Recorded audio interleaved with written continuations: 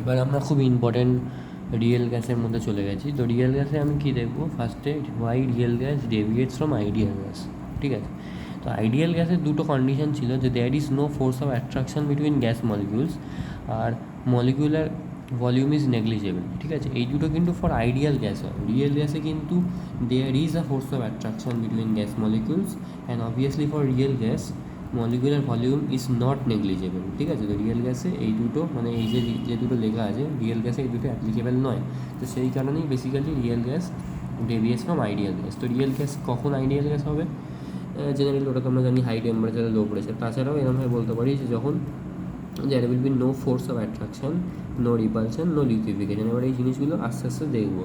তো সেটা ফার্স্টে দেখার জন্যই ফার্স্টে জিনিসটা আসছে compressibility factor. So what is compressibility factor? The extent to which real gas deviates from ideal gas. তো রিয়েল গ্যাস যে আইডিয়াল গ্যাস থেকে ডেভিয়েশন করে সেটাকে মেজার করার যে ফ্যাক্টরটা, that is compressibility factor, and that is defined by P into V observed by NRT. ঠিক আছে, হলো? এবার we know that from ideal gas PV equal to NRT, তাই তো? তাহলে আমি বলতে পারি যে এই ইকুয়েশনটাকে আবার আমি যদি লিখি যে V ideal equal to nRT by P ideal, মানে জাস্ট লিখলাম V ideal equal to nRT by ideal, হলো? তাহলে আমি কী লিখবো এবারে? আচ্ছা, আবার যদি এই ইকুয়েশনটাকে আবার আমি ব্যাক করি যে Z equal to V observe by NRT, পিটাকে আমি নিজে নিয়ে চলে এসেছি বাই পি।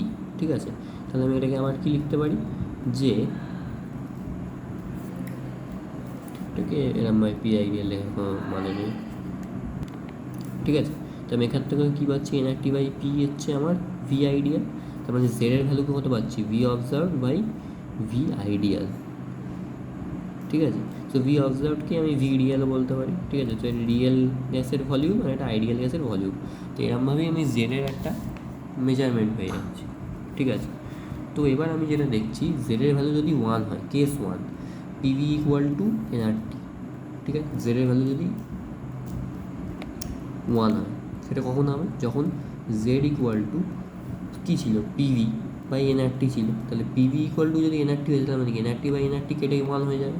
তার মানে এখানে কী বোঝাচ্ছে? যে ভি অবজার্ভড আর ভি আইডিয়াল ইজ ইকুয়াল, তাই তো? মানে এখান থেকে যদি আমি দেখি যে ভি অবজার্ভ আর ভি আইডিয়াল যদি ইকুয়াল হয়ে যায়, তবেই এটা কেটে কেটে 1 হয়ে যাবে জেডের ভ্যালুটা, তাই তো?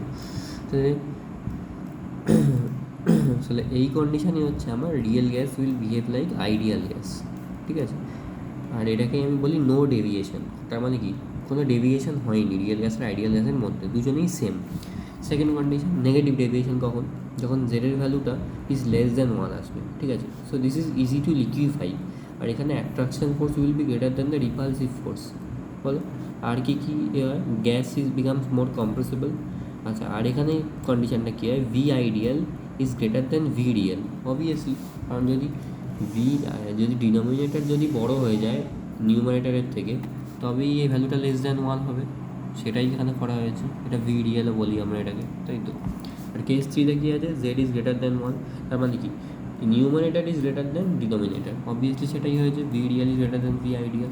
আর এখানে repulsive force is more than attraction force.